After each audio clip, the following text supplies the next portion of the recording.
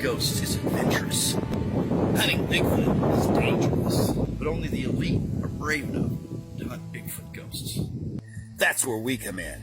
We're Squatch, the world's premier paranormal Sasquatch investigators. Jared, you gotta see this! What is it? It was just a squirrel. Just a squirrel. Went that way. We're here in Oklahoma, on the mountains in obvious prime conditions for Bigfoot ghost hunting. You can see this fog. It's gonna be good for us. Kind of gives us a chance to come in under a little bit of cover, set up camp, get our smells kind of there where they're used to it, and then we'll kind of wait this afternoon. They should be coming out, and we got all our equipment. We're gonna find them. Previously on Squatch.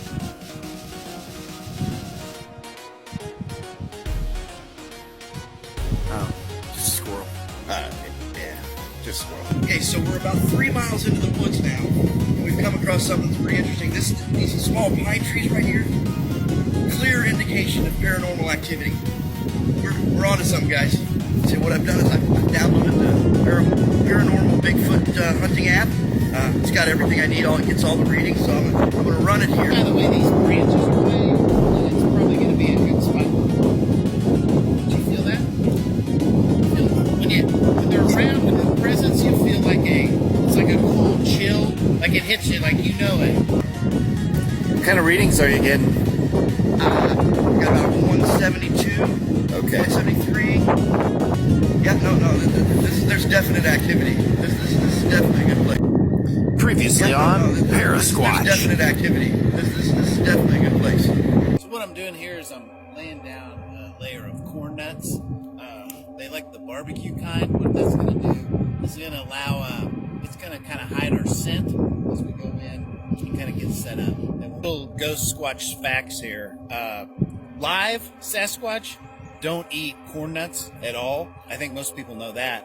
But ghost Sasquatch are actually attracted to the smell of the corn nuts. So this is a tool that we use a lot. All right, we've stumbled across a great area for ghost Squatch.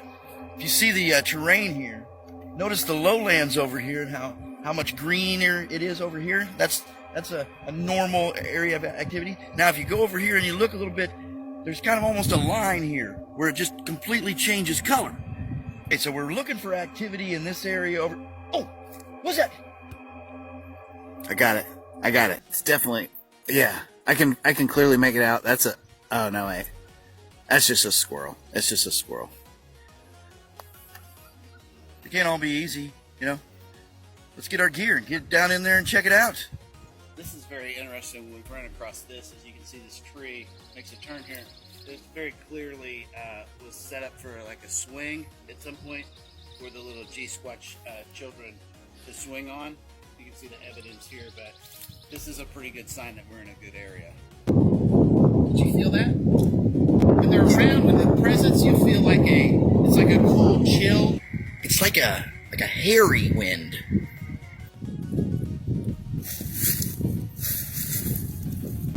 Previously on Squatch. Right now we're headed down to Texas. We've got a lead on, there's supposedly a chassis of G-Squatch down there near an old logging camp. Thank you for calling Squatch. How may we hunt for you today? Oh, hey, Steve. Really? Oh, yeah, no, okay, I'll tell him. Thanks, Steve. What was that? Man, he's found 3 full-bodied apparitions in Delaware. Delaware? Yeah. Okay, I'm turning around at the next exit. He's found 3 full-bodied apparitions in Delaware. Okay, I'm turning around at the next exit. Hey, Steve. Yeah. Oh. Okay. Oh. Okay, I'll tell him. Thanks for calling. What is it? I was just a squirrel.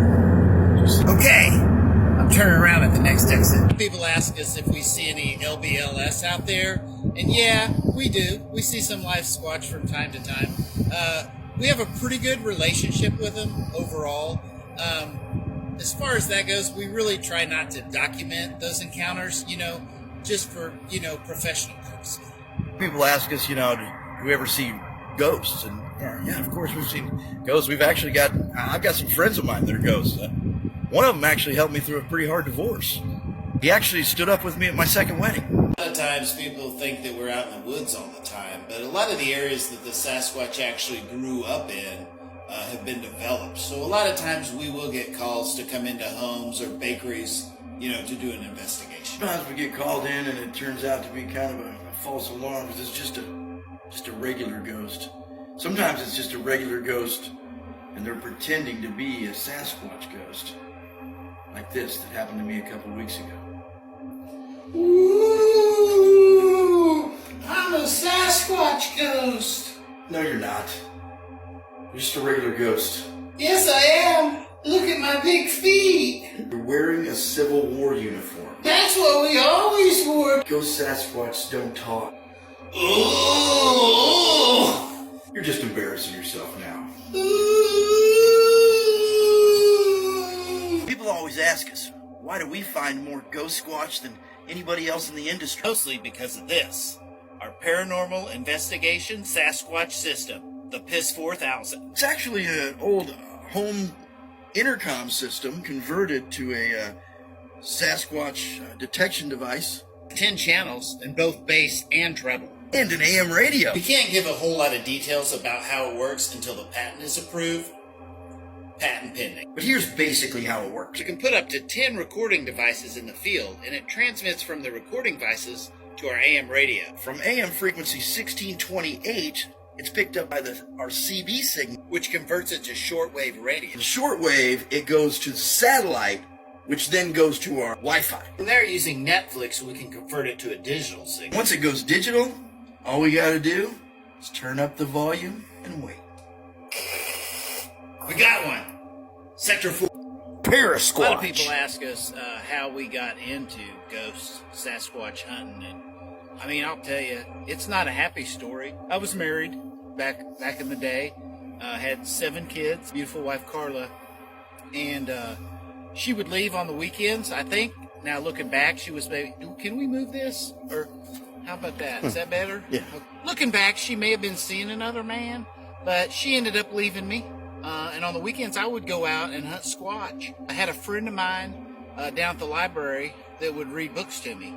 And we got interested in ghosts and Sasquatch. And I thought, why don't I put my two passions together and I'll hunt ghost Sasquatch. People always ask me, like, why do you do it? Why do you do it, Bryce? And like, well, it's pretty simple. I just want to be in a magazine someday. Started hunting ghost Sasquatch kind of by chance. I got started. Previously on Parasquatch. So what had happened was I was taking some classes down at the junior college, getting another certification. I was taking a paranormal sociology class. Met this girl, Carla, started dating her, only on the weekends. Turns out at the same time, I was doing some court-appointed community service where I read the transients down at the library, and that's where I met Bryce. He wasn't a transient. He just liked for people to read to him. So we got to talking, and he was just amazing with the Sasquatch hunting. I was good with the ghost hunting. Just seemed to make sense. When we get to working together, it's like chocolate and peanut butter all melty and good. If there's a G-Squatch around, he's going to know it. He's so aware of his surroundings. People tell me I have a seventh sense with stuff like that. Happy Easter From Parasquatch. A lot of people have asked us, are we going to be hunting G-Squatch on Easter? The answer's no. We don't hunt on Easter. Or August 15th, for obvious reasons. We respect G-Squatch's family time. There's no way we would infringe on that. We're not going to do that. What are we, TMZ, hanging out in front of Bieber's house on Christmas Eve? Our sensitivity to their needs is the reason why we're the #1 ghost Sasquatch hunters in America. And North America. I think it's funny just having this is most of what we do.